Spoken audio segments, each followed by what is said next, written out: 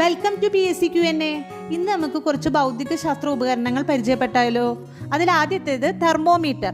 ഊഷ്മാവ് അളക്കാൻ ഉപയോഗിക്കുന്ന ഉപകരണമാണ് തെർമോമീറ്റർ. മാനോമീറ്റർ വാതകമർദ്ദം രേഖപ്പെടുത്താൻ ഉപയോഗിക്കുന്നു.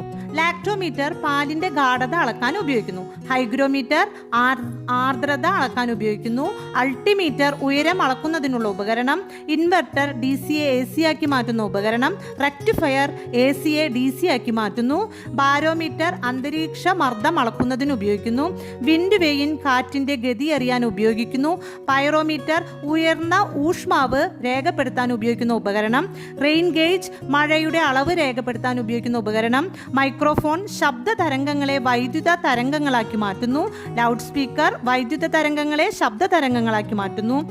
ഫാത്തോമീറ്റർ സമുദ്രങ്ങളുടെ ആഴം രേഖപ്പെടുത്താൻ ഉപയോഗിക്കുന്ന ഉപകരണമാണ് ഫാത്തോമീറ്റർ അഥവാ സോണാർ. റഡാർ വിമാനങ്ങളുടെ ദിശ പറക്കുന്ന ഉയരം നിർണ്ണയിക്കാൻ ഉപയോഗിക്കുന്ന ഉപകരണമാണ്. അടുത്തത് മൈക്രോസ്കോപ്പ്.